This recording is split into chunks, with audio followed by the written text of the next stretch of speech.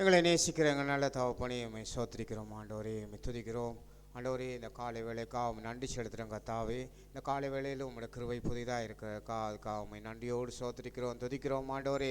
ஆண்டவரே, இந்த காலை வேளையில் இந்த ஆராணி உம்முடைய கருத்துக்களை ஒப்புக் கொடுக்கிறோம் ஆண்டவரே. நீர் வந்து எங்களை ஆசீர்வதிக்கத்தக்க ஆண்டவரே தகப்பனே, இந்த ஆராணி மத்தியிலே நீர் இறங்க முடியாது செபிக்கிறோம் கர்த்தாவே. ஆண்டவரே, ஆராணி ஒவ்வொரு பகுதிகளே நீர் பொறுப்படுங்க கர்த்தாவே. பாடல்கள், ஜெபங்கள், வார்த்தைகள், அறிக்கை பதில் ஒவ்வொன்றையும் நீர் ஆசீர்வதிக்க முடியாது செபிக்கிறோம் ஆண்டவரே. இயேசுவே, நாங்களும் ஆண்டவரே உற்சாகத்தோடும் ஆண்டவரே உம்முடைய பலத்தோடும் ஆண்டவரே இயேசுவே நாங்களும் ஆராதிக்கவும், துதிக்கவும், போற்றவும், மையப்படுத்தவும் ஆண்டவரே எங்களை நீர் ஆண்டவரே உற்சாகமாக ஆண்டவரே கர்த்தாவே இந்த ஆராதனையிலே நடக்க கிருபை செய்யுங்கள் ஆண்டவரே. இயேசுவே, சோர்வுகள், பலவீனங்கள், அதடியங்கள் அத்தனையும் இயேசுவின் நாமத்தினாலே நிர்மலப்படுத்தி ஆண்டவரே உற்சாகத்தின் ஆவியை தந்து எங்களை பலப்படுத்தும். உம்முடைய சிந்தைக்குள்ளா, உம்முடைய ஆவிக்குள்ளா ஆண்டவரே பயபக்தியோடு ஆண்டவரே நாங்கள் ஆராதிக்கவும், மையப்படுத்தவும் ஆண்டவரே அந்த தெய்வ பயத்துக்குள்ளா நீ நடத்த முடியாது. உம்முடைய வல்லமுள்ள கருத்துக்குள்ளா ஒப்பு கொடுத்து இயேசுவின் நாமத்தில் ஜெபிக்கிறோம். ஜெபங்களும் உங்கள் நல்ல தகப்பனே, ஆமென். நானே ஒரு உட்காருவோம். பாடலன் கிறிஸ்தவக்கிய கீதங்கள் பாடப்புத்தகத்திலே 33வது பாடல். பாடலன் 33. ஆனந்தமாய் நாமே ஆட்பரிப்போமே, அருமையாய் இயேசு நமக்கு அளித்த அளவில்லா அவருடைய கிருபை பெரிதளவோ என்றான பாடல். ஆனந்தமாய் நாமே ஆட்பரிப்போமே, அருமையாய் இயேசு நமக்கு அளித்த அளவில்லா கிருபை பெரிதல்லவோ, அனுதின ஜீவியத்தில் ஆத்துமமே என் முழு உள்ளமே உன்னால் புரதவரையை சோத்தாரி பொங்கிடுதே என் உள்ளத்திலே பேரன்பின் பெரு வல்லமே. அல்லேலூயா, பொங்கிடுதே என் உள்ளத்திலே பேரன்பின் பெரு வல்லமே. கருணையாய் இதுவரை கைவிடாமலே கண்மணி போல் என்னை காத்தாரே, கவலைகள் நீக்கே கண்ணீர் துடைத்தார், கருத்துடன் பாடிடுவோம். ஆத்துமமே என் முழு உள்ளமே உன்னால் புரதேவனாய் சோத்தாரி பொங்கிடுதே என் உள்ளத்திலே பேரன்பின் பெரு வல்லமே. அல்லேலூயா, பொங்கிடுதே என் உள்ளத்திலே பேரன்பின் பெரு வல்லமே. படகிலே படுத்தே உறங்கினாலும் கடும் புயல் அடித்தே கவிழ்ந்தாலும் கடலையும் காற்றையும் அமர்த்தி எம்மை காப்பாரே. அல்லேலூயா. ஆத்துமமே என் முழு உள்ளமே உன்னால் புரதேவனாய் சோத்தாரி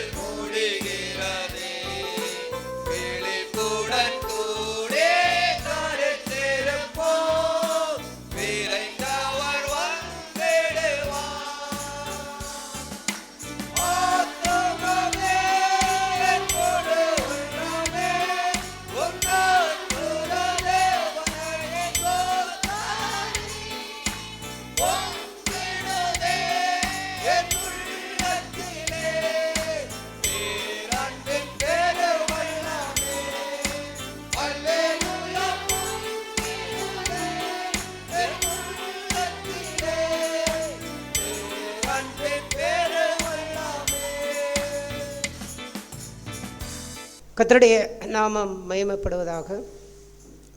அப்போஸ்தலனாகிய பவுல் கொரிந்தியருக்கு கொரிந்தியர்களுடைய 2வது நிருபம் 5ஆம் அதிகாரம், மன்னிக்கவும் 4ஆம் அதிகாரம் 16வது வசனத்தை வாசிப்போம். 16வது வசனத்திலிருந்து. ஆனபடினாலே நாங்கள் சோர்ந்து போகிறதில்லை. எங்கள் புறம்பான மனுஷனானது அழிந்தும் உள்ளான மனுஷனானது நாளுக்கு நாள் புதிதாக்கப்படுகிறது. மேலும் காணப்படுகிறவைகளை அல்ல, காணப்படாதவைகளை நோக்கி இருக்கிற நமக்கு அதி சீக்கிரத்தில் நீங்கும் லேசான நம்முடைய உபத்திரவம் மிகவும் அதிகமான நித்திய கனமகிமையை உண்டாக்குகிறது. ஏனெனில் காணப்படுகிறவைகள் அநித்தியமானவைகள், காணப்படாதவைகளோ நித்தியமானவைகள். ஆமென். அநேக சமயங்களிலே உபத்திரவம் அநேகருக்கு அது கடினமானது ஒன்றாக இருக்கின்றது. பாடுபடுவது, துன்பமடைவது, அவமானப்படுவது, நஷ்டமடைவது, மற்றவர்கள் தீமை செய்வது, இப்படிப்பட்ட அநேக உபத்திரவங்கள் வாழ்க்கையிலே அதை எதிர்கொள்வது அது கடினமாக இருக்கின்றது. ஆனபடினாலே தான் அந்த உபத்திரவங்களிலே சோர்ந்து போகின்றார்கள், விழுந்து போகின்றார்கள், தங்களுடைய ஆவிக்குரிய நிலையை இழந்து போகின்றார்கள். ஆனால் அப்போஸ்தலனாகிய பவுல் சொல்லும் பொழுது லேசான உபத்திரவம் என்று சொல்லுகின்றார். எந்த உபத்திரவமும் அது கடினமானதல்ல, அது லேசானது. ஆனால் ஏன் வாழ்க்கையிலே அப்படிப்பட்ட உபத்திரவங்கள் நமக்கு கடினமாக இருக்கின்றது? அது எப்போது கடினமாக மாறுகின்றது என்பதை அவர் சொல்லும் பொழுது, அதாவது காணப்படுகிறவைகள் எல்லாமே அநித்தியமானவைகள். நாம் காண்கின்ற எல்லாமே அநித்தியம். அநித்தியம் என்றால் அதாவது நிரந்தரம் இல்லாதவைகள், நிலைத்து இருக்க முடியாதவைகள். இந்த காணப்படுகின்ற என்று சொல்லக்கூடியதெல்லாம் என்ன? நாம் காண்கின்ற நம்முடைய பிள்ளைகள், நம்முடைய பெற்றோர், நம்முடைய இந்த உறவுகள் என்று சொல்லக்கூடிய உறவுகள், இந்த உலகத்திலே உண்டான காரியங்கள், இப்படிப்பட்ட இந்த உலக வாழ்க்கை, இந்த பூமிக்குரிய வாழ்க்கை, நம்முடைய சரீரத்துக்குரிய வாழ்க்கை, அடுத்தது நம்முடைய குடும்பத்துக்குரிய வாழ்க்கை என்கின்ற எல்லாமே நம்முடைய கண்களால் நாம் காண்கின்றவைகள். ஆனால் இந்த காண்கின்ற எதுவுமே அது நிரந்தரம் இல்லை, அது நிலைத்திருப்பதில்லை, எல்லாமே ஒளிந்து போகும். அநித்தியமானவைகள் என்றால் அதெல்லாம் அழிந்து போகும். அப்படி என்றால் நாமும் நம்முடைய சரீரமும் என்ன செய்யும்? அது அழிந்து போகும். நம்முடைய பிள்ளைகள், நம்முடைய பெற்றோர்கள் எல்லோரும் மரித்து போய்வார்கள். யாருமே நிரந்தரமாக இங்கே இருப்பதில்லை. கணவன் மனைவி என்கின்ற அந்த உறவும் பூமியில் இருக்கும் வரைக்கும் தான். மனைவி மரித்து விட்டால், கணவன் மரித்து விட்டால் அதுவும் அநித்தியம்தான், அதுவும் நிரந்தரம் இல்லை. பிள்ளைகள் பெற்றோர் என்கின்ற உறவும் அதுவும் நிரந்தரமில்லை, அதுவும் நித்தியமில்லை, அதுவும் அநித்தியம்தான். அடுத்தது உறவுகள், அண்ணன் தம்பி, அக்கா தங்கச்சி, மாமா சித்தப்பா பெரியப்பா என்கின்ற எல்லாமே அதுவும் மறித்து விட்டால் அதுவும் அநித்தியம்தான், எதுவுமே நிரந்தரமில்லை. நாம் வைத்திருக்கின்ற பணமாக இருக்கலாம், நம்மிடத்தில் இருக்கிற பொருளாக இருக்கலாம், வீடாக இருக்கலாம், ஆஸ்தியாக இருக்கலாம், இல்லாவிட்டால் இந்த உலகத்தினுடைய இச்சைகளாக இருக்கலாம், கண்களின் இச்சையாக இருக்கலாம், பெருமைக்குரிய காரியங்களாக இருக்கலாம், புகழ்ச்சிக்குரிய காரியங்களாக இருக்கலாம், மரியாதையாக இருக்கலாம், அந்தஸ்தாக இருக்கலாம், படிப்பாக இருக்கலாம், பதவியாக இருக்கலாம், பட்டமாக இருக்கலாம், எல்லாமே அநித்தியம்தான். ஏனென்றால் அதெல்லாம் நம்முடைய கண்களாலே காண்கின்றவைகள். நம்முடைய கண் காணும் வரைக்கும் தான் அது நமக்கு நிரந்தரம். நம்முடைய கண் மூடிவிட்டால் எல்லாமே அது ஒன்றுமில்லை, அநித்தியம். ஆகையால் ஆவியானவர் சொல்லும் பொழுது காணப்படுகிறவைகள் எல்லாமே அநித்தியமானவைகள் தான். ஆனால் என்ன காரியம்? காணப்படாதவைகள் நித்தியமானவைகள். அது எது காணப்படாதவைகள்? நாம் பரலோகத்தை காணவில்லை, நாம் இயேசுவை காணவில்லை, இயேசுவினுடைய சுபாவங்கள் எப்படிப்பட்டது என்கின்றதை காணவில்லை, தேவனுடைய பரிசுத்தம் எப்படிப்பட்டது என்பதை காணவில்லை, அதாவது நம்முடைய கண்களாலே நாம் பார்க்கவில்லை. ஒரு ஆவிக்குரிய ஜீவியத்திலே பொறுமை அது எப்படிப்பட்டது என்பது நமக்கு ஒரு படத்தை போல அதை நான் போட்டு அதை பார்க்கவில்லை. அன்பென்றால் என்ன, மன்னிக்கின்ற சுபாவம் என்றால் என்ன, தாழ்மை என்றால் என்ன, இரக்க குணம் என்றால் என்ன, நன்மை செய்வதென்றால் என்ன? இதையெல்லாம் நாம் காணாதவைகள், நம்முடைய கண்களால் காணாதவைகள். இந்த கண்களால் காணாத இந்த திவ்ய சுபாவங்களே நித்தியமானவைகள். ஏனென்றால் அது இந்த பூமியிலே அந்த வாழ்க்கை நம்மிடத்திலே உருவாகி நாம் வாழ்ந்து இந்த உலகத்திலே நாம் மரித்தாலும் இந்த காணப்படாத நித்தியத்துக்குரிய இந்த தேவனுக்குரிய சுபாவங்கள், இந்த பரிசுத்தத்துக்குரிய காரியங்கள், இந்த ஆவிக்குரிய வாழ்க்கைக்குரிய காரியங்கள் எல்லாமே நாம் மரித்த பிற்பாடும் அது நம்மோடு சேர்ந்து அங்கே தேவனுடைய ராஜ்யமாய் அவருடைய நித்தியத்திலே வாழக்கூடிய, தேவனுடைய ராஜ்யத்திலே என்றென்றும் வாழக்கூடிய அந்த வாழ்க்கையிலே அவைகள் எல்லாம் அங்கே வரும். அது அனித்தியம் அல்ல. மரித்து விட்டால் அதெல்லாம் நம்மிடத்தில் இல்லாமல் போகாது.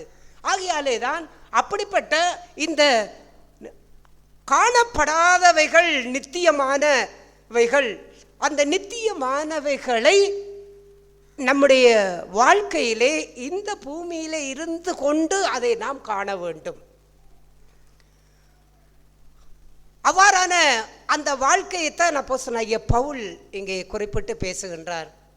ஆனால் இப்படிப்பட்ட ஒரு வாழ்க்கையிலே தான் இந்த காணப்படாதவைகளை, நித்தியமான காரியங்களை தங்களுடைய வாழ்க்கையிலே அதை தங்களுக்குள்ளே பெற்றுக்கொண்டு வாழ வேண்டும். அதாவது காணப்படாத தேவனுடைய சுபாவங்கள், அவருடைய உண்மை, அவருடைய பரிசுத்தம், தேவனுடைய நீதி, சமாதானம், இதை எல்லாவற்றையும் இந்த பூமியிலே தாங்கள் பெற்று வாழ வேண்டும். ஏனென்றால் அதுதான் நித்தியம், அதுதான் நிலைத்திருக்கும், அதான் மரித்தாலும் தங்களோடு கூட வரும் என்று அந்த வாழ்க்கையை நோக்கி வாழுவதற்கு ஏதுவாக இந்த காணப்படாதவைகளிலே தங்களுடைய முழு கவனத்தையும் செலுத்தி அதை தங்களுடைய கண்கள், அதாவது தங்களுடைய வாழ்க்கையிலே அது காண வேண்டும். காணப்படாதவைகள் என்றால் அதெல்லாம் இல்லை என்று இல்லை, அதெல்லாம் இருக்கிறது. தேவனுடைய இயேசு கிறிஸ்துவனுடைய ஜீவனுக்குள்ளே இருக்கின்றது, தேவனுடைய பரிசுத்தத்தில் இருக்கின்றது.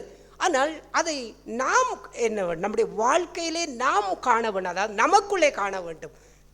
கண்களால் இந்த வெளியரங்கமாக இருக்கின்ற இந்த எல்லாவற்றையும் காணப்படுகிறதை கண்களால் பார்ப்பது போல் அல்ல, அது நம்முடைய வாழ்க்கையிலே அதை நாங்கள் காண வேண்டும். அன்பை வாழ்க்கையிலே காண வேண்டும், இரக்கத்தை வாழ்க்கையிலே காண வேண்டும், மன்னிப்பை வாழ்க்கையிலே காண வேண்டும், தாழ்மையை வாழ்க்கையிலே காண வேண்டும். அதுதான் காணப்படுகிறவைகள் நித்தியம். அதை நம்முடைய வாழ்க்கையிலே அதை நாம் காண வேண்டுமாக இருந்தால் அதை எங்கே காண முடியும், எப்படி காண முடியும்?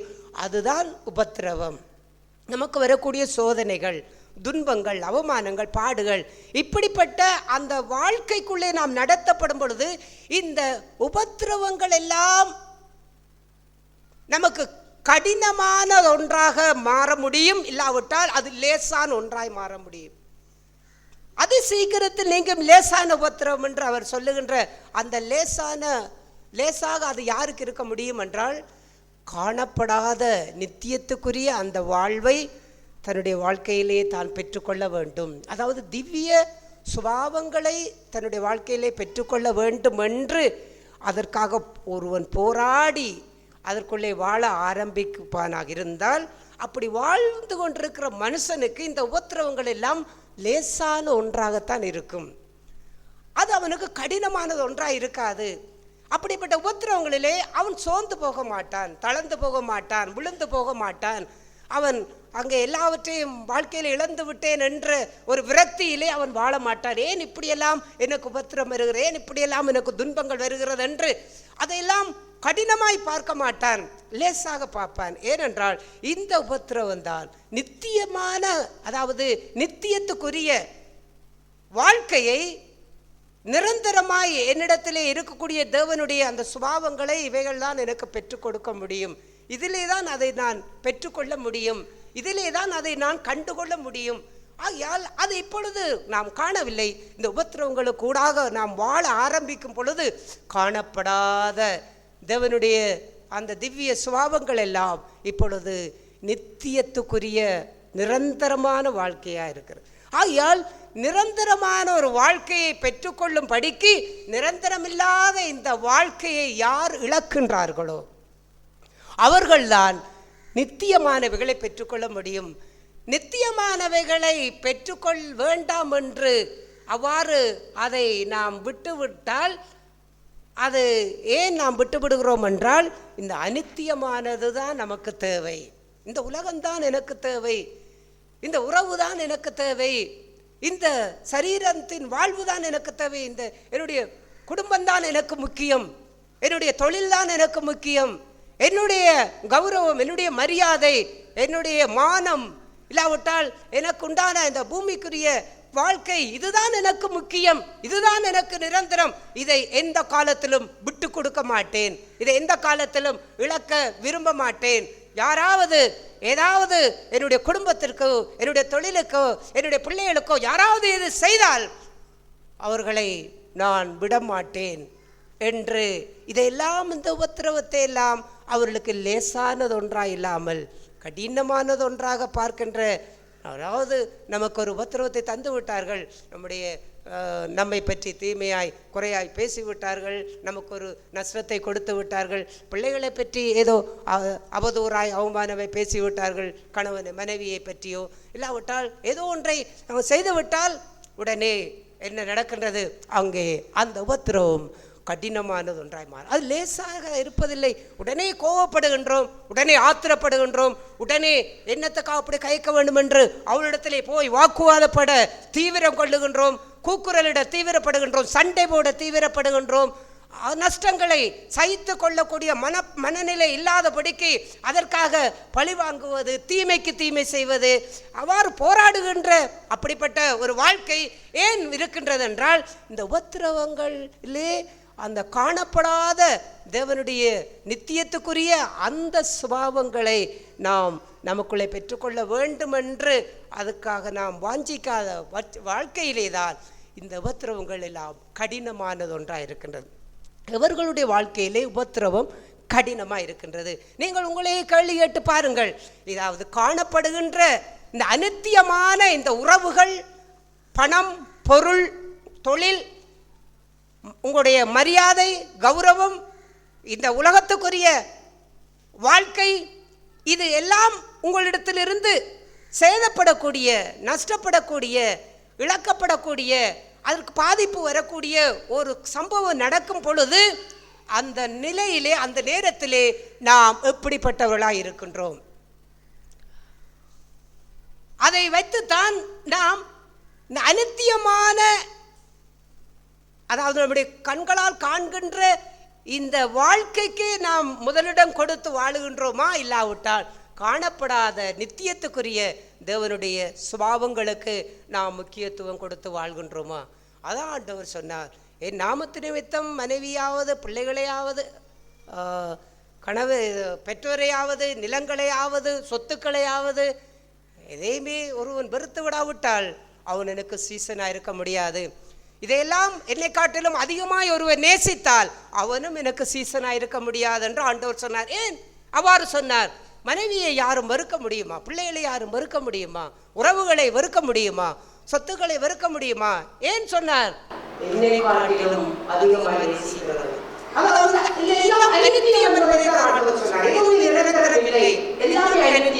இந்த அநித்தியமான உறவை, இந்த அநித்தியமான வாழ்க்கையை இந்த உலகத்திலே பாதுகாப்பதற்காக தன்னுடைய நித்தியத்துக்குரிய சுபாவத்தை இழந்து இந்த அநித்தியத்தையே தனக்கு காணப்படுகின்ற வாழ்க்கையை தனக்கு சொந்தமாக எண்ணி ஒரு வாழ ஆரம்பிப்பாராக இருந்தால் அவர் வாழ்க்கையுடைய முடிவு எப்படிப்பட்டதாக இருக்கும்? அநித்தியமானதுக்காக நித்தியத்தை ஒரு மனிதர் இழந்து விட்டாரே, நித்திய வாழ்க்கையை இழந்து விட்டாரே, 70 வருடம் 80 வருடம் 90 வருடம் மிஞ்சி போனால் உலகத்தை வாழ போகிறோம். இந்த உலகத்தில் வாழ்க்கைக்காக எவ்வளவு மனுஷன் போராடுகிறார், எதற்காக போராடுகிறார்? நித்தியத்துக்கு தேவனுக்குரிய சுபாவத்தை காட்டிலும் இங்கே இந்த உபத்திரவங்களிலே அவர் தன்னுடைய நிதானத்தை இழந்து அதை கடினமான ஒன்றாக பார்க்கின்றாரே. அதுக்கு என்ன காரணம்? சொல்லும் பொழுது நாம் ஒரு மனிதன், நமக்குள்ள 2 மனிதர்கள் இருக்கிறார் என்று சொல்லுகிறார். முதலாவது வாசிப்போம்.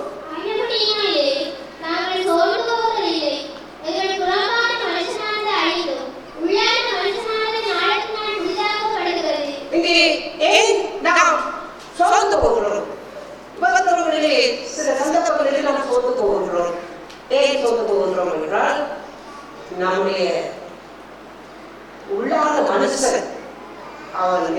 செய்கிறார், அவன் அழிந்து கொண்டு போகிறான். அதாவது இரண்டு மனிதரை குறித்து சொல்கிறோம். ஒன்று புறம்பான மனுஷன், இன்னொன்று உள்ளாத மனுஷன். இந்த இரண்டு மனுஷனை நமக்குள்ளே இருக்கிறார்கள். இந்த புறம்பான மனுஷன் என்பவர் யார்? உதாரணத்துக்கு ஒரு உதாரணத்தை நான் காட்டுகிறேன். ரெண்டு மனிதர்.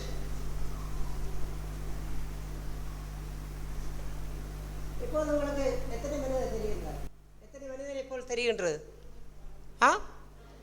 ஒரு மனிதனை போல். அதாவது இங்கே நாம் வாசித்ததை போன்று உங்களுடைய புறம்பான மனுஷன் அழிந்து உள்ளான மனுஷன் புதிதாக்கப்படுகின்றார் என்று பார்க்கின்றோம். இந்த புறம்பான மனுஷன், அதாவது இங்கே வெளியரங்கமாய் பார்க்கின்ற இவர் தான் புறம்பான மனுஷன்.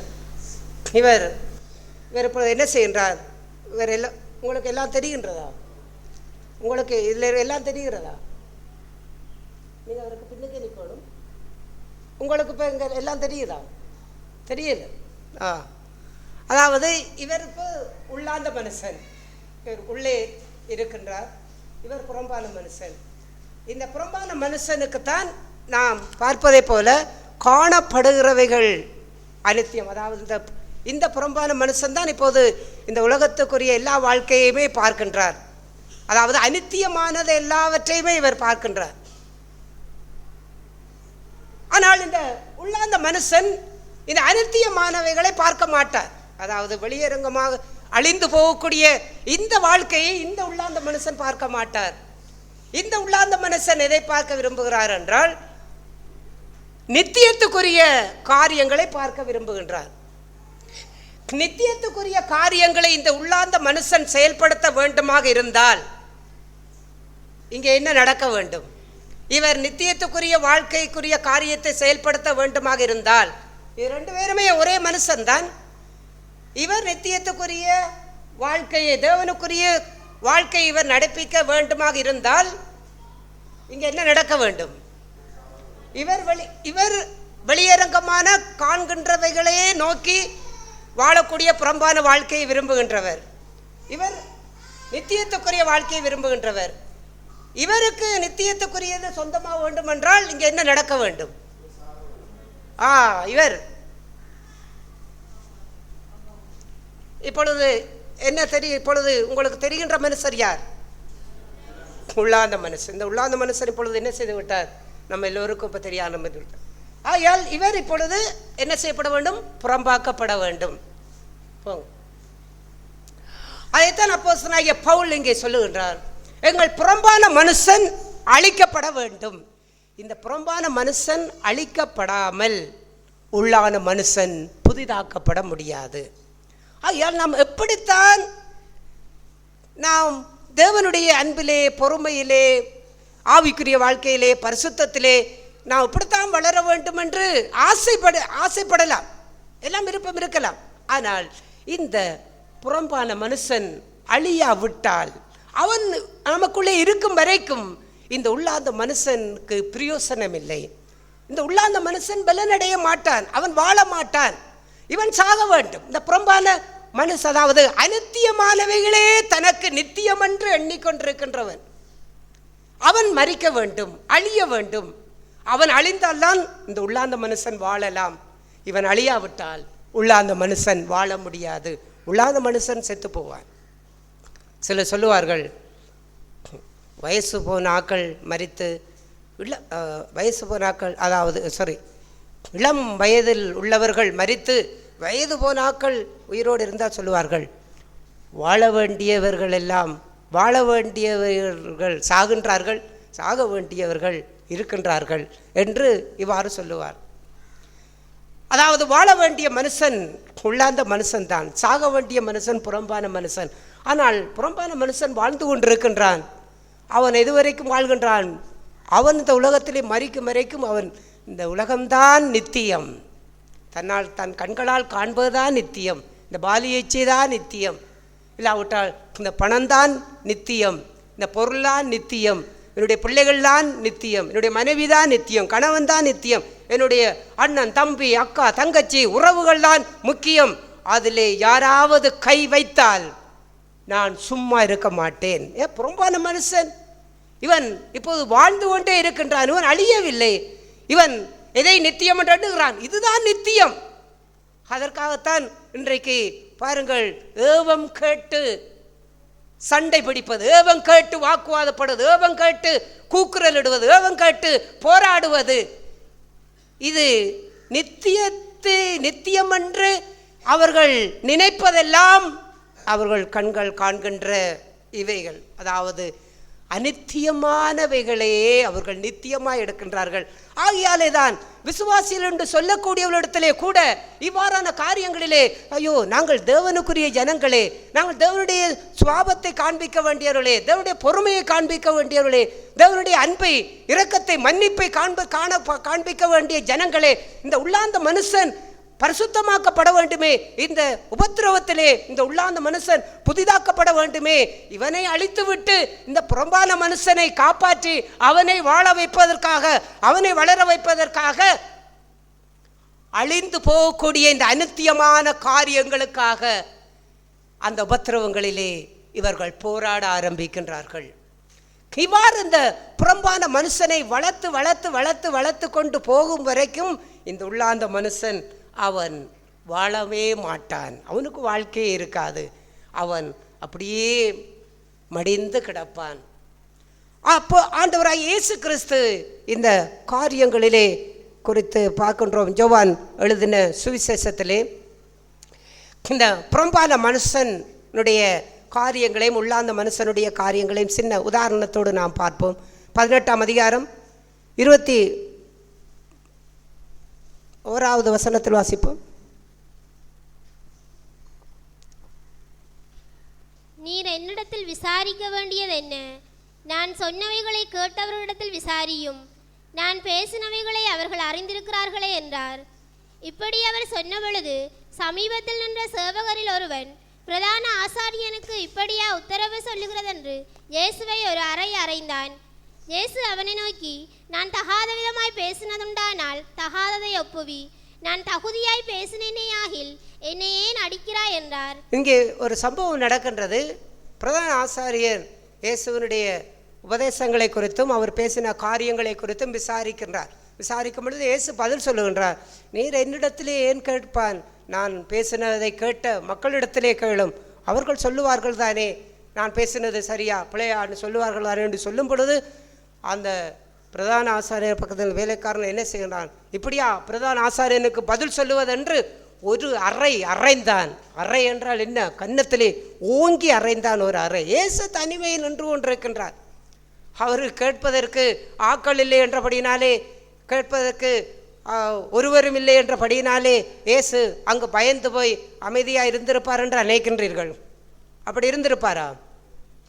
அப்படி இருந்திருக்க மாட்டார். அப்படி இருந்திருந்தால் கெத்செமனே தோட்டத்திலே அவர் பிடிக்க வரும் பொழுது அங்கே அவர் வாளை எடுத்து வெட்டும் பொழுது என்ன சொன்னார்? வாளை உரையிலே போடு.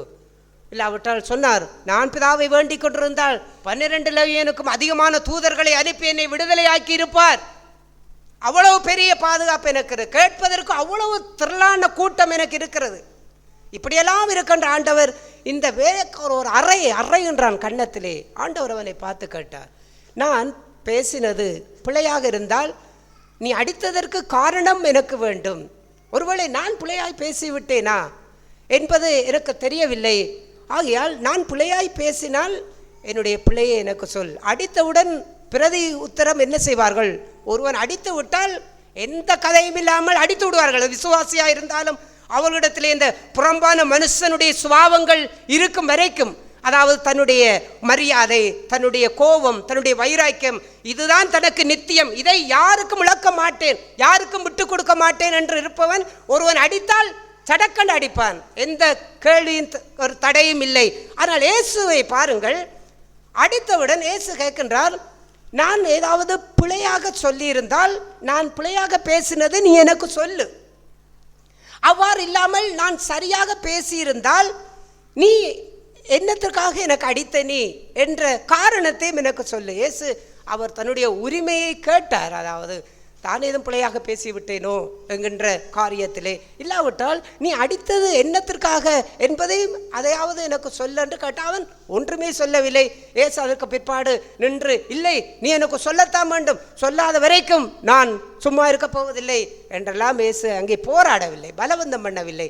காரணம் என்னென்றால் ஏசு தன்னுடைய சுயத்தையும் தன்னுடைய கௌரவத்தையும் தன்னுடைய உரிமையையும் நித்தியத்துக்குரிய அதுதான் நித்தியம் நிரந்தரம் என்று அதை அவர் பார்க்கவில்லை. அதெல்லாம் அநித்தியம், இதெல்லாம் ஒன்றுமில்லை, இதெல்லாம் அழித்து போகக்கூடியது, நானும் மரிக்கப் போகின்றேன், என்னுடைய வாழ்வும் இந்த உலகத்தை விட்டு எடுபட்டு போகின்றது என்பதற்காக இயேசு அங்கு போராடி கொண்டிருக்கவில்லை, அவனை விட்டு விட்டார். காரணம் என்னென்றால் அவருடைய உள்ளாந்த மனுஷனிலே இயேசு பிதாவினுடைய திவ்ய பொறுமையை தன்னுடைய உள்ளாந்த மனுஷனிலே இயேசு காத்து கொண்டார். ஆகையாலே இத்தனை பாடுகள் படும் பொழுதெல்லாம் இயேசுவுக்கு அந்த பாடுகள் எல்லாம் கடினமாக இருக்கவில்லை. ஆனால் அதே சம்பவம், இன்னொரு சம்பவத்தை பார்க்கின்றோம். அப்போஸ்தலர் நடவடிக்கைகளின் புஸ்தகத்திலே 23ஆம் அதிகாரம் 1வது வசனத்திலிருந்து வாசிப்போம். பவுல் ஆலோசனை சங்கத்தாரை உற்று பார்த்து, சகோதரரே, இந்நாள் வரைக்கும் எல்லா விஷயங்களிலும் நான் நல்மனசாட்சியோடு தேவனுக்கு முன்பாக நடந்து வந்தேன் என்று சொன்னான். அப்பொழுது பிரதான ஆசாரியனாகிய அனனியா அவனுக்கு சமீபமாய் நின்றவர்களை நோக்கி, இவன் வாயில் அடியுங்கள் என்று கட்டளையிட்டான். அப்பொழுது பவுல் அவனை பார்த்து, வெள்ளையடிக்கப்பட்ட சுவரே, தேவன் உம்மை அடிப்பார், நியாயப்பிரமாணத்தின்படி. போதும். இங்கே ஒரு சம்பவம் பவுல் அப்போஸ்தலருக்கு வருகின்றது. அவர் சொல்லுகின்றார், நான் இதுவரைக்கும் சுத்த மனசாட்சியோடு நான் தேவனுக்கு முன்பாக வாழ்ந்து வருகின்றேன் சொல்லும் பொழுது பிரதான ஆசாரியன் சொன்னார், என்னுடைய வாயிலை அடியுங்கள், ஏன் தேவதூசனன் சொல்லுகின்றார், வாயிலை அடியுங்கள் என்று சொல்லும் பொழுது பவுல் சொல்லுகின்றார், வெள்ளை அடிக்கப்பட்ட சுவரே, தேவன் உம்மை அடிப்பார் என்று சொல்லுகின்றார். இந்த இயேசு சொன்ன பதிலுக்கும் பவுல் சொன்ன பதிலுக்கும் வித்தியாசம் இருக்கா இல்லையா? சொல்லுங்கள். இயேசுவை அடித்தார், கன்னத்திலே அறைந்தார்கள், பவுலை அடிக்கவே இல்லை. அடியுங்கள் என்று தான் சொன்னார். ஆனால் அடியினும் விழவில்லை. இயேசுவுக்கு அடி விழுந்து விட்டது, பவுலுக்குன்னு அடியே விழவில்லை. இப்பொழுது பவுல் அடி விழ அந்த ஆலோசனை சங்கத்திலே சொன்ன அந்த வார்த்தைக்கு பவுலுடைய பதிலும் இயேசு அடி விழுந்த பிற்பாடு இயேசு கேட்ட அந்த கேள்வியிலையும் இந்த இதில் வித்தியாசம் இருக்கா? என்ன வித்தியாசம் இருக்கு? பவுல் கோபத்திலே பவுல் கதைக்கின்றார், இயேசு கோபத்திலே கதைக்கவில்லை. இயேசு உள்ளாந்த மனுஷனுடைய அமைதியிலே இருந்து தான் இயேசு கதைக்கின்றார். ஆனால் பவுலு கோபம் வந்து விட்டது. நியாய சனத்திலே நியாயம் விசாரிக்க இருக்கிற நீ சரியான குற்றத்தை காண முன்னுக்கு என்னை எப்படி அடிக்கணும்னு சொல்லுவாய் என்று பவுல் கோபத்திலே, வெள்ளை அடிக்கப்பட்ட சுவரே, யாரையும் அங்கே நியாயம் தீர்க்க முடியாது, பவுலு கோபம் வந்து விட்டது. ஆனால் ஆவியானவரே அதெல்லாம் எழுதி வைத்திருக்கிறார் என்றால் இந்த புறம்பான மனுஷனுடைய சுபாவம் தான் இது. ஆனால் இயேசு அங்கு நடந்தது அவருடைய உள்ளாந்த மனுஷனுடைய சுபாவம். ஆகையால் ஒரு விசுவாசி புறம்பான மனுஷனா இருந்தால் ஒரு துன்பம் வரும்பொழுது எப்படி நடந்து கொள்ளுவான்? ஒரு விசுவாசி அதே துன்பம் ஒரு ஆவிக்குரிய ஒரு உள்ளாந்த மனுஷனை உடையவன் அதே ஒரு துன்பம் சோதனை வந்தால் அவன் எப்படி நடந்து கொள்வான் என்ற ஒரு வித்தியாசத்துக்காகத்தான் ஆவியானவர் இதை எழுதி வைத்திருக்கின்றார். உடனே அவன் கேட்டான், பிரதான ஆசாரியனை இப்படி திட்டுகிறாயா என்று பவுலை பார்த்து கேட்டார். உடனே பவுல் சொன்னார், ஐயோ, பிரதான ஆசாரியர் என்று எனக்கு தெரியாது, உன் ஜனத்தின் அதிபதியை தீது சொல்லக்கூடாது என்று சொல்லப்பட்டிருக்கிறது, பிரதான ஆசாரியர் தெரியாது, என்னை மன்னித்துக் கொள்ளுங்கள் என்று அவர் அதற்கு பிற்பாடு அந்த தவறுக்கு அவர் தன் மனமருந்தி அதை மன்னிப்பு கேட்கின்றார். அவர் கேட்பதற்கு காரணம் என்னென்றால் அந்த சூழ்நிலையில் அந்த உள்ளாந்த மனுஷனை தான் புதுப்பித்துக் கொள்ள வேண்டும், தாழ்மைப்பட வேண்டும் என்று விரும்பினார். ஆகையால் இவ்வாறான ஒரு வாழ்க்கை ஏன் இங்கே இருக்கிறது என்றால், ஒரு காண்கின்றதான் நித்தியம் என்று பார்க்கின்ற இந்த புறம்பான மனுஷன் எப்படி ஒரு உபத்திரம் வரும்பொழுது எப்படி நடந்து கொள்ளுவான்? காணப்படுகிறவைகள் அநித்தியமானது. இந்த அநித்தியமான இந்த வாழ்க்கைக்காக என்னுடைய நித்தியத்துக்குரிய தேவனுடைய வாழ்க்கையை, பரிசுத்தத்தை நான் இழந்து போய்விடக்கூடாது என்று இந்த உள்ளாந்த மனுஷனை பாதுகாத்து வளர்க்க விரும்புகின்றவன் எவ்வாறு நடந்து கொள்ளுவான்? அதை ஆண்டவராய் இயேசு தன்னுடைய வாழ்க்கையிலே அதை வெளிப்படுத்தி காட்டினார். அதை ஆண்டவர் இன்னொரு சம்பவத்திலே மத்தேயு எழுதின சுவிசேஷம் 16ஆம் அதிகாரம் இயேசு இவ்வாறு பேசுகின்றார். மத்தேயு எழுதின சுவிசேஷம் 16ஆம் அதிகாரம் 25வது வசனத்திலிருந்து வாசிப்போம். தன் ஜீவனை ரட்சிக்க விரும்புகிறவன் மன்னிக்கவும் 21. அது முதல் இயேசு தாம் எருசலேமுக்கு போய் மூப்பராலும் பிரதான ஆசாரியராலும் வேதபாரகராலும் பல பாடுகள் பட்டு கொலையுண்டு 3ஆம் நாளில் எழுந்திருக்க வேண்டும் என்பதை தம்முடைய சீசர்களுக்கு சொல்லத் தொடங்கினார். அப்பொழுது பேதுரு அவரை தனியே அழைத்து கொண்டு போய், ஆண்டவரே, இது உமக்கு நேரிடக்கூடாதே, இது உமக்கு சம்பவிப்பதில்லை என்று அவரை கடிந்து கொள்ள தொடங்கினான். அவரோ திரும்பி பேதுருவை பார்த்து, எனக்கு பின்னாக போ சாத்தானே, நீ எனக்கு இடரலாய் இருக்கிறாய். தேவனுக்கு ஏற்றவைகளை சிந்தியாமல் மனுஷருக்கு ஏற்றவைகளை சிந்திருக்கின்றா. மனுஷருக்கேற்ற சிந்தனை எது? மனுஷருக்கேற்ற சிந்தனை இந்த காண்கின்ற இதெல்லாம் தான் நித்தியம். இந்த வாழ்க்கை தான் நித்தியம், இதுதான் தேவை. இதை இழந்து வாழ முடியாது. இதிலே நஷ்டம் வந்து பொறுத்து கொள்ள முடியாது. அவமானம் வந்தால் என்னால் சகித்து கொள்ள முடியாது. துன்பம் வந்தால் அதை ஏற்றுக்கொள்ள முடியாது. ஏனென்றால் எனக்கு நான் காண்கின்ற தான் எனக்கு நிரந்தரம். இந்த நிரந்தரத்தை இழக்க மாட்டேன் என்ற ஒரு கோணத்திலே தான் அப்போஸ்தலனாகிய பேதுரு ஆண்டவர் சொன்னார், நான் பாடுபட போகின்றேன், உபத்திரப்பட போகின்றேன், நான் கொல்லப்படுவேன், எழுந்திருப்பேன் என்று அவர் அது பதில் சொல்லுகிறார். பேதுரு அதற்கு பதில் சொல்லுகிறார், இது உமக்கு சம்பவிக்க கூடாது, இது உமக்கு நேரிடக்கூடாது, அப்படி நான் நடக்க விடமாட்டேன் என்று சொல்லும் பொழுது இயேசு அப்பாலே போ சாத்தானே என்றார். இப்பொழுது இயேசு தன்னுடைய பாடுகளை குறித்து அவர் பேசின அந்த காரியம், இயேசு தான் பாடுபடுவது இயேசுவுக்கு கடினமாக இருந்ததா? இல்லாவிட்டால் இந்த பேதுரு அப்போஸ்தலருடைய அந்த கூற்றுக்கு அவர் பதில் சொல்லுவது கடினமாக இருந்ததா? இதில் எது கடினமாக இருந்தது? பதில் சொல்லுவதுதான் கடினமாக இருந்தது. அவர் பாடுபடுவதை லேசாகத்தான் சொல்லுகிறார். அது சீக்கிரத்தில் நீங்கள் லேசான உபத்திரம், தான் துன்பப்படுவது பாடுபடுவது இயேசு சாதாரணமாய் சொல்லுகின்றார். ஆனால் அந்த பேதுரு இது நமக்கு நடக்கக்கூடாது, இது நமக்கு சம்பவிக்க கூடாதுன்னு சொல்லும் பொழுது அங்கே சொல்லுகின்ற வார்த்தை, அப்பாலே போ சாத்தானே, நீ மனுஷருக்கு ஏற்றவைகளை சிந்திக்கின்றாய்.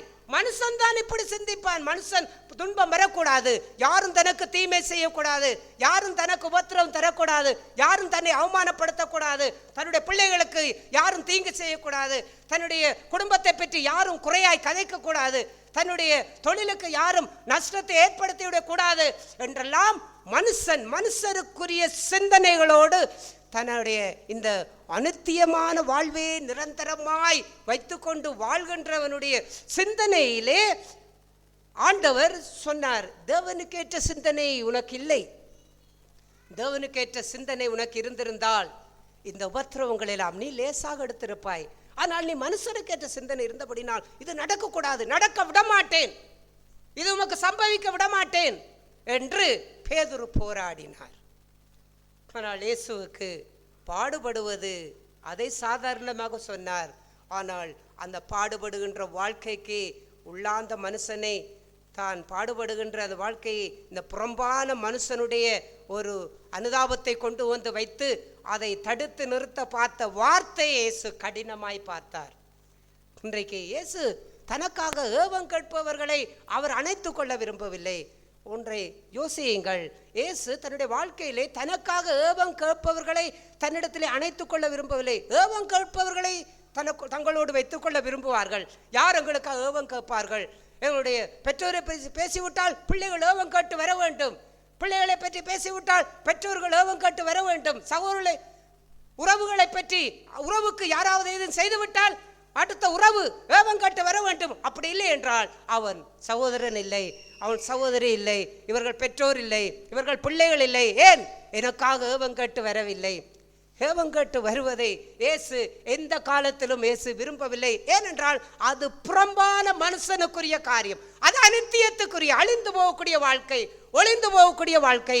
ஆனால் இயேசு ஆகையாலே தான் பரவாயில்லை, நான் பாடுபடுவதை குறித்து இவ்வளவு அக்கறையா இருக்கின்றானே, நான் மறிக்க கூடாது என்பதை குறித்து இவ்வளவு கரிசனையா இருக்கிறானே, இவ்வளவு என்னிலே அன்பா இருக்கின்றானே என்று நினைத்து, சரி பேதுரு, உனக்குள்ளே இவ்வளவு அன்பு இருந்தாலும் ஆனால் நான் பாடுபடத்தான் வேண்டும், பிதாவுடைய சித்தத்தை செய்யத்தான் வேண்டும் என்றெல்லாம் போய் அங்கே நின்று கொண்டு இயேசு அன்பாய் பேசுவதைப் போல பரவாயில்லை பரவாயில்லை விடு, பரவாயில்லை விடு என்று ஏதோ தட்டி கொடுத்து கொண்டு இயேசு பேசவில்லை. அப்பாலே போ என்று அவர் அப்படியே புறம்பாக்கி விட்டார். உங்களுக்கு யாராவது ஏவம் கேட்டு வந்தால் என்ன செய்வீர்கள்? உங்களுக்கு ஏதோ ஒரு தீமை நடந்து விட்டது, உங்களுக்கு ஏதோ ஒரு பிரச்சனை வந்து விட்டது, உங்களுக்கு ஏதோ ஒரு துன்பம் நடந்து விட்டது, உங்களுக்கு இப்பொழுது ஏவம் கட்டு வருகிற ஒரு விசுவாசி குறித்து நம்முடைய சபையில் ஏதோ ஒரு விசுவாச குடும்பம் ஒரு பிரச்சனை நடந்தது அவர்களுக்கு.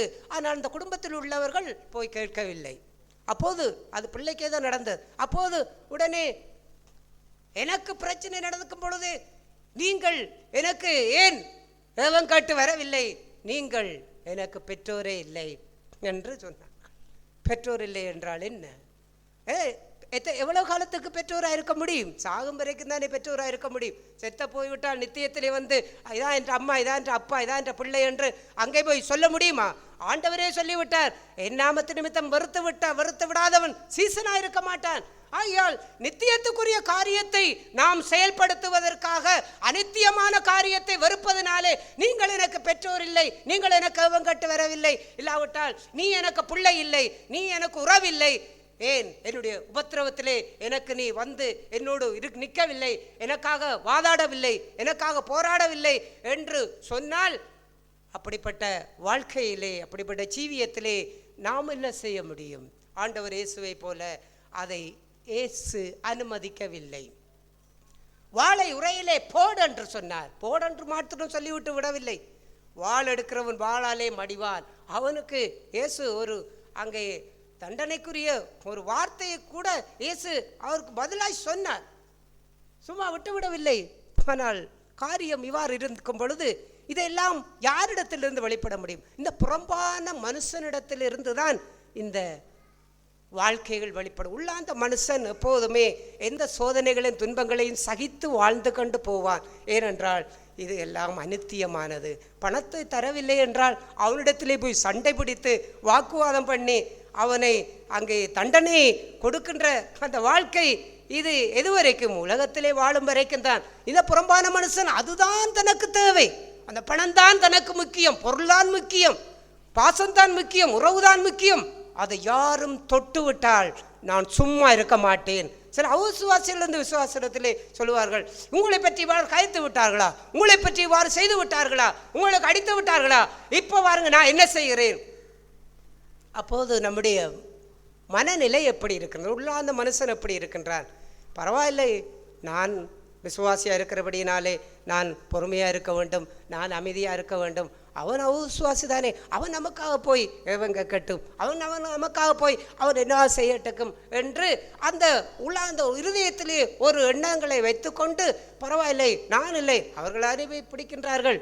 இயேசு உள்ளாந்த மனுஷனை இயேசு எப்போதுமே அழிந்து விடாதபடிக்கு பாதுகாத்த ஆண்டவர் அதை செய்யவில்லையே. இயேசு பேதுருவை அனுமதிக்கவில்லை. அவ்வாறென்றால் நாம் நமக்காக அவிசுவாசிகளை அனுமதிக்க முடியுமா? அவர் சொல்லுவார், நீங்கள் வேண்டும் என்றால் சும்மா இருங்கள், நான் சும்மா இருக்க போவதில்லை, நான் இந்த காரியத்தை விடமாட்டேன். அவ்வாறு சொன்னால் என்ன சொல்ல வேண்டும்? இது பிதா எனக்கு கொடுத்த பாத்திரம், இது என்னுடைய காரியம், இது நான் பாடுபட்டு நான் தேவனுடைய பிள்ளையாய் மாற வேண்டுவதற்காக தேவன் எனக்கு அனுமதி காரியம். இது உங்களுக்கு சம்பந்தம் இல்லாத பகுதிகள். உன்னுடைய வாளை உரையிலே போட்டுவிட்டு நீ போய்விடு, நீ இதிலே என்ன செய்ய வேண்டாம், இதற்குள்ளே தலையிட வேண்டாம். எத்தனை பேர் சொல்ல முடியும்? உங்களால் எத்தனை பேர் பேச முடியும்? என்னை குறித்து ஒருவர் தீமையாய் பேசினார். அப்போது நம்முடைய சபையில் உள்ள ரெண்டு விசுவாசிகள் அந்த மனுஷனிடத்திலே கடினமாக நடந்தார்கள். எனக்கு தெரியாது, நான் உடனே அந்த இடத்திற்கு போனேன். ஏன்?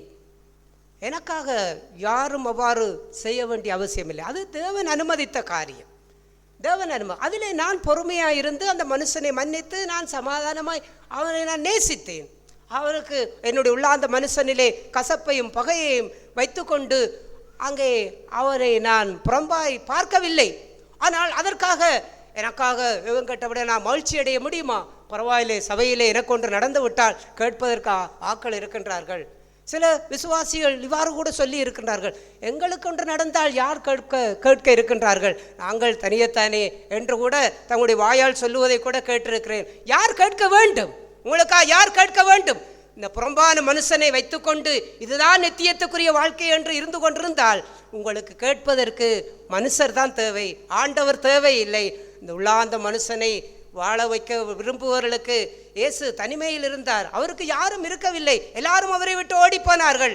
அவருக்கு யார் ஏவம் கேட்டது? யார் கேட்டு போனது? ஒருவரும் இல்லை. ஆனால் அவர் என்ன செய்தார்?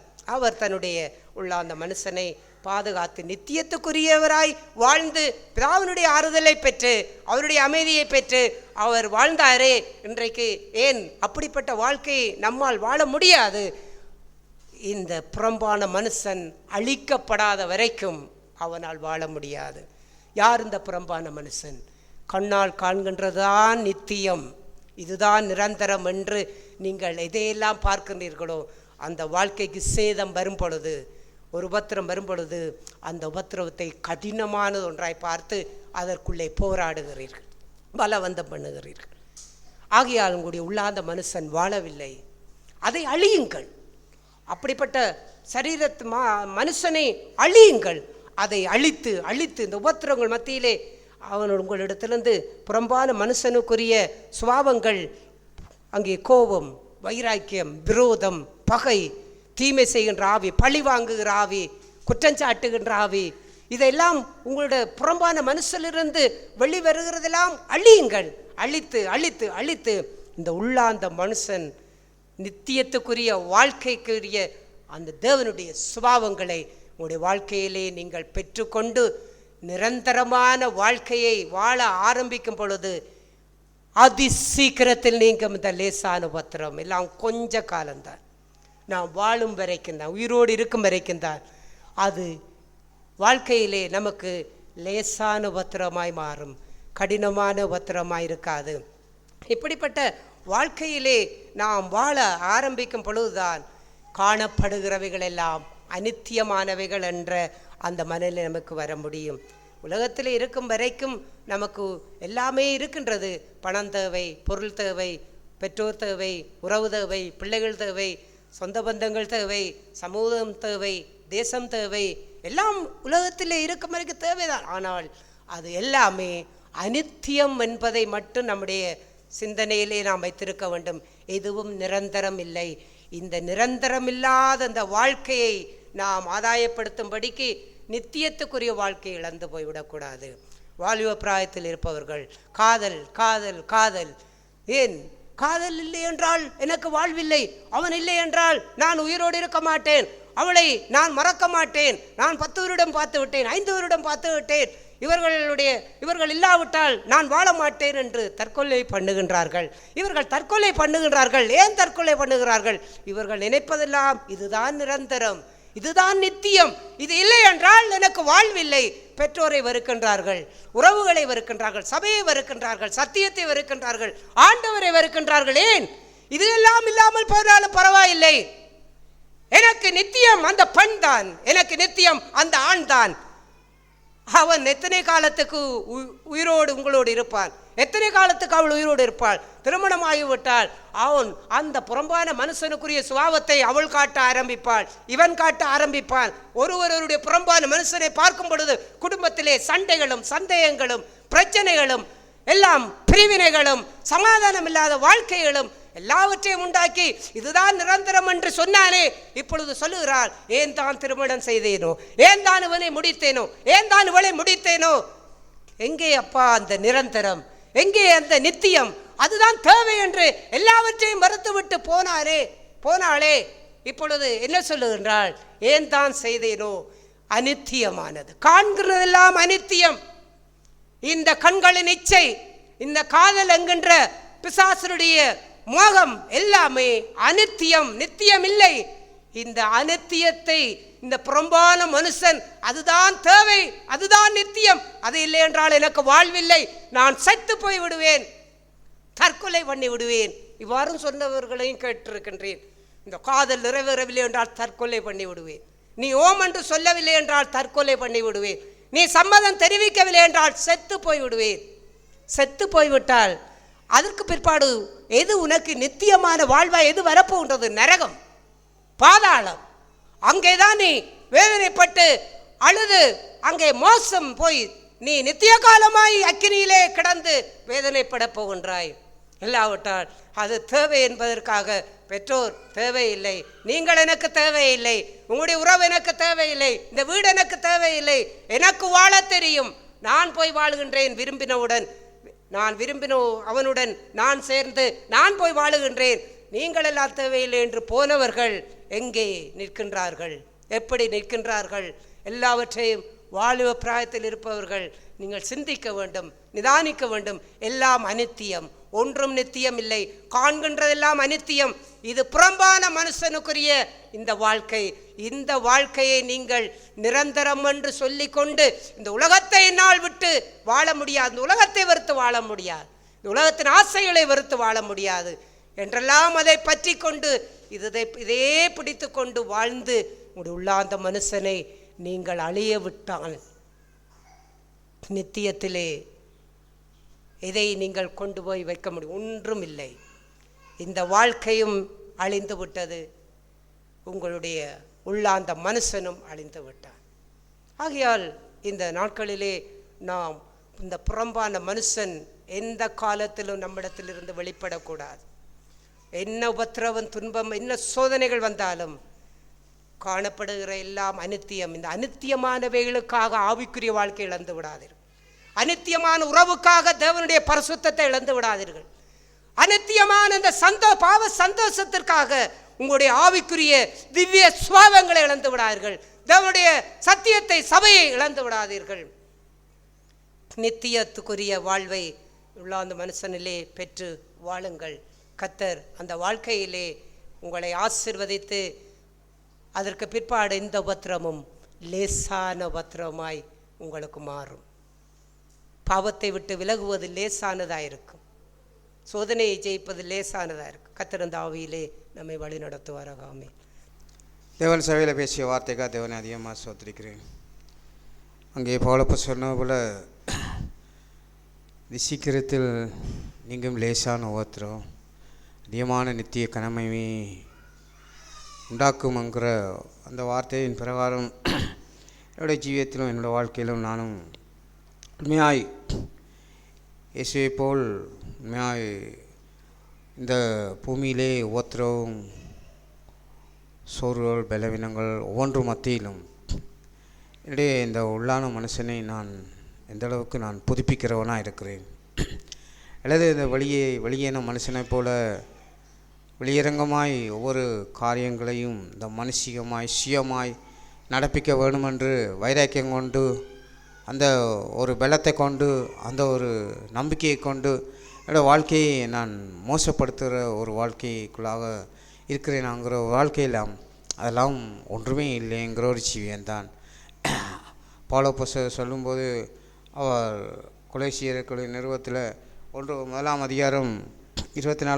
சொல்கிற போல், இப்பொழுது நான் உங்கள் நிமித்தம் அனுபவிக்கிற பாடுகளில் சந்தோஷமடைந்து கிறிஸ்துவுடைய உபத்திரவங்களில் குறைவானதை அவருடைய சரீரமாகிய சபைக்காக என் மாம்சத்திலே நிறைவேற்றுகிறேன் என்றார். உண்மையாக இந்த சபையிலே இருக்கிறேன் என்றால் அங்கே அது கிறிஸ்துவுடைய சரீரமான சபை. இந்த சபைக்காக என்னுடைய வாழ்க்கையிலே, இந்த உலகத்திலே நடைமுறையான வாழ்க்கையிலே, ஒவ்வொரு காரியங்கள் மத்தியிலே, குடும்ப வாழ்க்கையிலே, ஒரு ஜீவியத்திலேயும் என்னுடைய வாழ்க்கையிலே இந்த சபைக்காக கிறிஸ்துடைய பாடுகளை நான் எப்படி இந்த உள்ளான மனுஷனை வைத்து வாழுகிறேன், உள்ளான மனுஷனை வைத்து புதுப்பித்து வாழுகிறேன், சபையின் மகிமையை அடையத்தக்கதாக, மகத்துவம் அடையத்தக்கதாக, ஒரு தூசிப்பும் வராதபடிக்கு அதை போல் சொன்னார். அவருடைய பாடுகளில் குறைவானதை அவருடைய சரீரமாய் சபைக்காக என்னுடைய வாழ்க்கையிலே நான் அதை செய்கிறேன் என்று அப்படியாப்பட்ட சபை தேவனுடைய சபை என்கிற அந்த உணர்வு அது எங்கே இருந்தாலும், எங்கே வந்தாலும், எங்கே போனாலும், எங்கே நடந்தாலும் அப்படியாப்பட்ட ஒரு ஆவியோடு, அப்படியாப்பட்ட வல்லமையோடு அவருடைய பாடுகள் குறைவானது, அவருடைய பாடுகளைப் போல் இல்லாத ஒரு வாழ்க்கை, அது குறைவானதை ஆண்டவர் தரும்போது இந்த உள்ளான மனுஷனை எல்லா வாழ்க்கையிலும் புதுப்பித்து அவருடைய நாமத்தை மையப்படுத்த என்னையும் தேவனுக்கு நடத்துவாண்டு விசுவாசத்தோடு அறிக்கை செய்கிறேன்.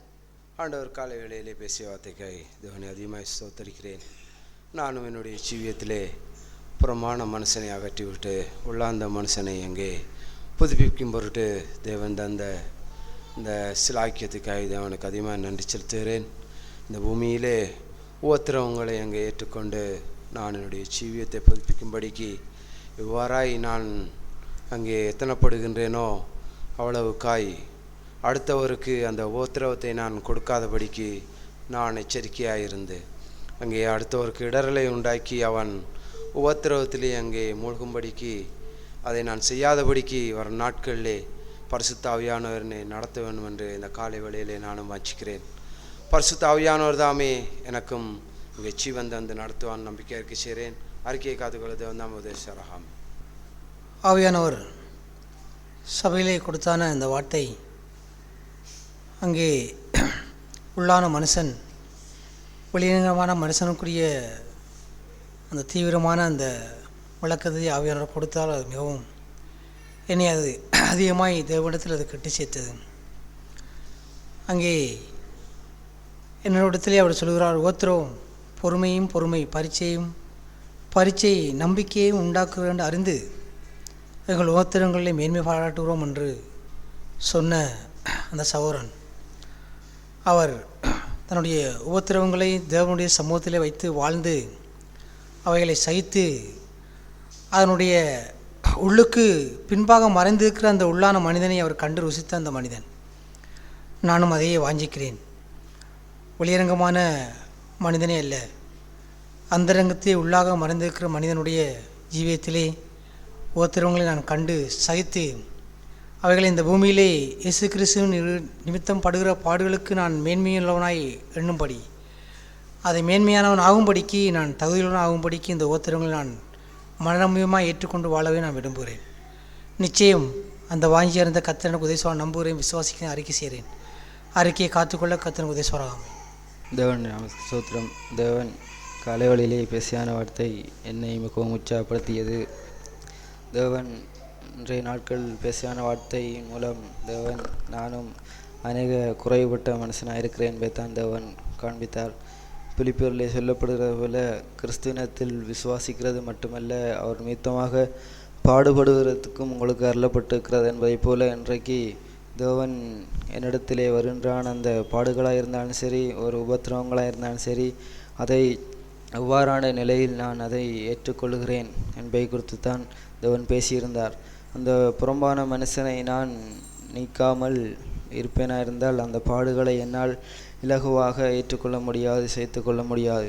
இன்றைக்கு தேவன் என்னுடைய திராணி பலனறிந்து என்னிடத்திலே அந்த பாடுகளை அனுபவிக்கிறார் என்றால் அந்த பாடுகளின் மூலம் தேவன் மகிமைப்படுகிறாரா என்பதை குறித்து தான் காலைகளிலே தேவன் என்னோடு பேசியிருந்தார். தேவன் என்னை அவருடைய அந்த நித்திய கனமான மகிமைக்கு என்னை பங்காளியாக்குறான். அந்த காரியம் இன்றைய நாட்களிலே நானாகவே என்னுடைய செயற்பாடுகளால் அதை நான் அந்த பங்குகளுக்கு நான் இல்லாத அந்த காரியமாகத்தான் நடந்து போகிறது என்பதை குறித்து காலை வேளையிலே தேவன் பேசுகின்றார். இன்றைய நாட்களிலே தேவன் பேசின அந்த வார்த்தையைப் போல கண்களால் அந்த காண்கின்றான் இந்த உலக காரியங்களுக்கு நான் முக்கியத்துவம் கொடுக்கிறேனா, இல்லாவிட்டால் அந்த நித்திய வாழ்க்கைக்குரிய காரியங்களுக்கு நான் போராடுகிறேனா என்பதை குறித்து தேவன் பேசியிருந்தார். இன்றைக்கு அநேகமான காரியங்கள் என்னிடத்திலே அந்த புறமான அந்த வாழ்க்கைக்குரியான உலக காரியங்களுக்குரியான வாழ்க்கையாகத்தான் காணப்படுகிறது. புறமான மனுஷன் இன்றைக்கு என்னிடத்திலே அழிக்கப்படாமல் உள்ளான மனுஷன் புதிதாக்கப்பட முடியாது என்பதைப் போல நான் என்னுடைய வாழ்க்கையில் எது முக்கியம் என்று வாழ்கிறேன் என்பதை குறித்து தான் தேவன் பேசியிருந்தார். நானும் இந்த புறமான மனுஷனை அழித்து உள்ளான மனுஷனை, அதாவது அந்த நித்தியத்தை நோக்கி வாழ்வேனால் எனக்கு எப்பேற்பட்ட உபத்திரவம் வந்தாலும் சரி, அதை அந்த லேசான உபத்திரவமாய் நான் எடுத்துக்கொண்டு போக முடியும்.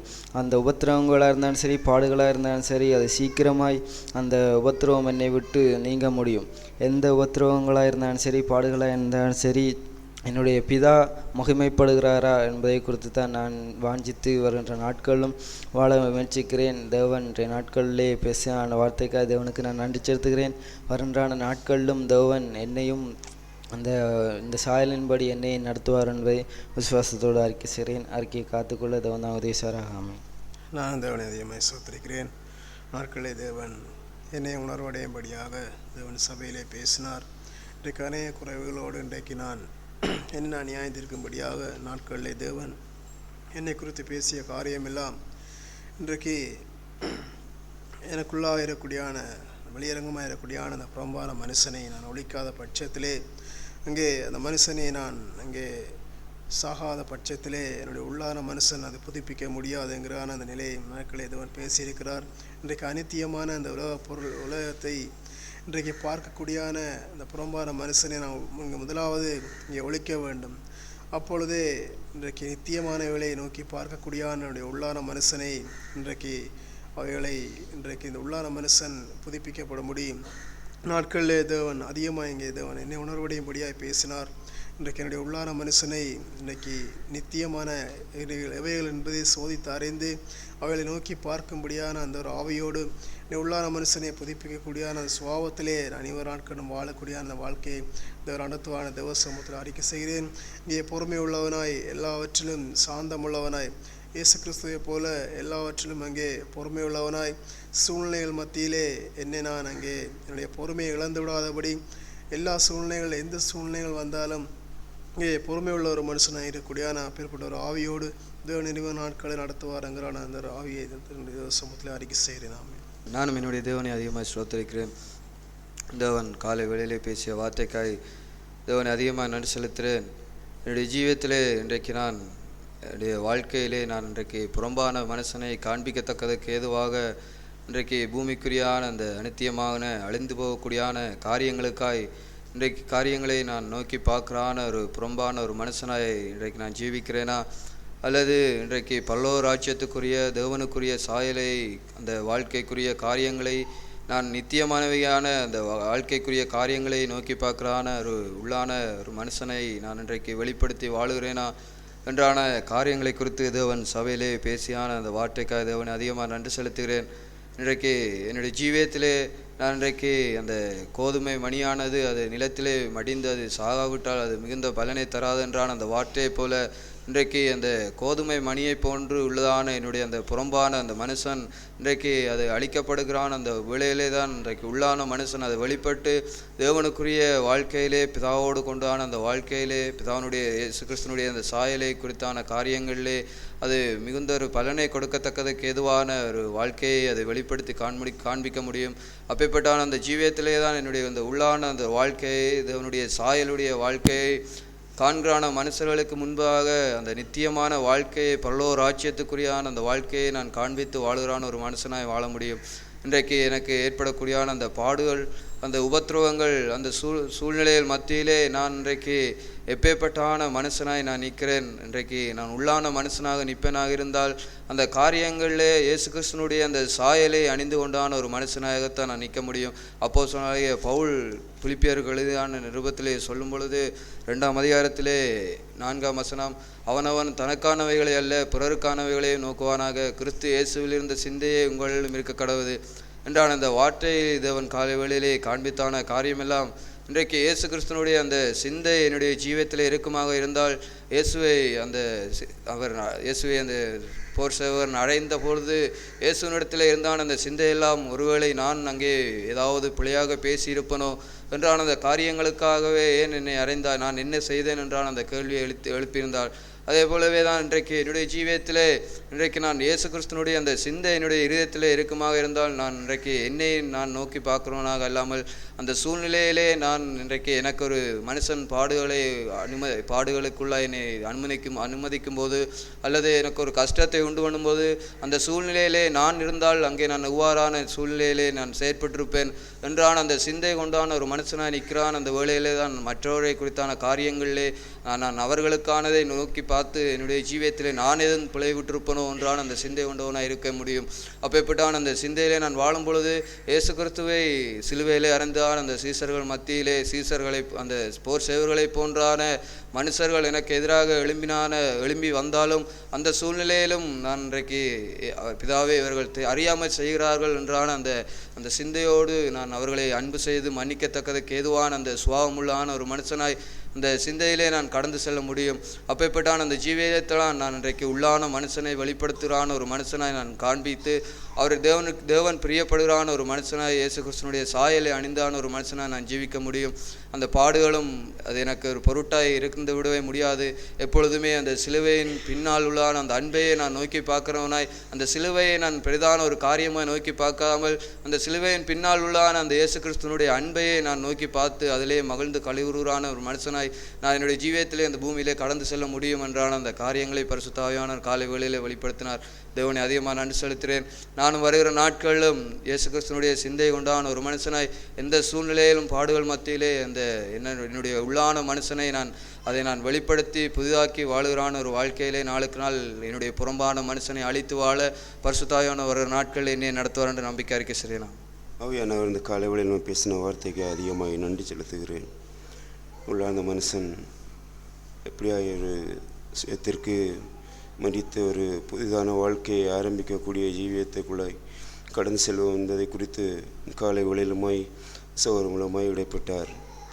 உண்மையாய் அவரை தேடுகிற மனுஷனுக்கு சரியான ஒரு சூழ்நிலையில் வரும்போதெல்லாம் அவன் சுயத்திற்கு மறித்து தன்னுடைய ஜீவியத்தை முழுவதுமாய் ஒப்பு கொடுத்து வாழக்கூடிய ஜீவியம் எந்த ஒரு வாழ்க்கைக்குள்ளே கொண்டு செல்லும். உண்மையாய் நான் தேவனுக்கு முன்பாய் என்னுடைய வாழ்க்கை முழுவதுமாய் எப்போதெல்லாம் எனக்கு ஏற்படுகிற சூழ்நிலை நிமித்தம் நான் சாக வேண்டும், எனக்குள்ளான மனுஷன் வெளியேறின மனுஷன் எப்போதெல்லாம் நான் சாகிறேனோ அப்போதெல்லாம் என்னுடைய உள்ளான மனுஷனுக்குள்ளாய் வாழ்வதற்குரிய இடத்தை நான் உருவாக்கக்கூடிய சூழ்நிலை உருவாக்க முடியும். என்னுடைய வாழ்க்கை எந்த வாழ்க்கையாக இருந்தாலுமோ எந்த காரியமாக இருந்தாலுமோ நான் என் பேச்சுக்களாக இருந்தாலுமோ அல்லது என் வாழ்க்கை நடைமுறையாக இருந்தாலுமோ முழுவதுமே எல்லாம் தேவனுக்கு முன்பாய் உண்மையாக இருக்கிறதா என்பதை நான் ஆராய்ந்து அறிந்து முழுவதுமாய் சுயத்திற்கு மறித்து இந்த பூமியில் எப்போதெல்லாம் என்னுடைய சரீரம் எதுவுமே நடப்பிக்க முடியாது. நம்முடைய ஒளித்தோற்றமான காரியங்கள் அனைத்தும் நான் முழுவதுமாய் தேவனுக்கு தாழ்மையிலும் அன்பிலும் அவருடைய சத்தியத்திலும் நிலைத்திருந்து வாழ்ந்திருந்தால் மட்டும் உள்ளான மனுஷனை நான் புதிதாக்கி எப்போதுமே எந்த சூழ்நிலையிலுமே ஜெயங்கொண்டு செல்ல முடியும் என்பதை மட்டும் ஆவியானவர் வெளிப்படுத்தினார். அந்த வாழ்க்கைக்குள்ளே கடந்து செல்லத்தக்கதாக விரும்புகிறேன். இந்த பூமியில் இந்த சரீரத்தை வைத்து எதை நடப்பிக்கலாம்? ஒன்றுமே முடியாது. எல்லாம் அழிந்து போகும். எல்லாமே உறவுகளெல்லாம் அழிந்து போகும். எல்லாம் மாயை எல்லாமே அழிந்து போக காரியம் முழுவதுமே எல்லாவற்றையும் மறுத்து எந்த சூழ்நிலையிலும் என்னுடைய காரியங்கள் அனைத்தையும் உண்மையாய் தேவனுக்கென்று ஒப்பு கொடுத்து நான் உண்மையான தாழ்மையிலும் அன்பிலும் தரித்திருந்து அவருடைய அன்பிலே மட்டும் நிலைத்திருந்து இந்த பூமியிலே வாழும் நாட்கள் முழுவதும் தேவனுக்கென்றே அர்ப்பணித்து சுயத்திற்கு மறித்து தேவனுக்கென்று உண்மையாய் வாழத்தக்க ஆவியாக நடத்துவான்னு சபையில் அறிக்கையிடுகிறேன்.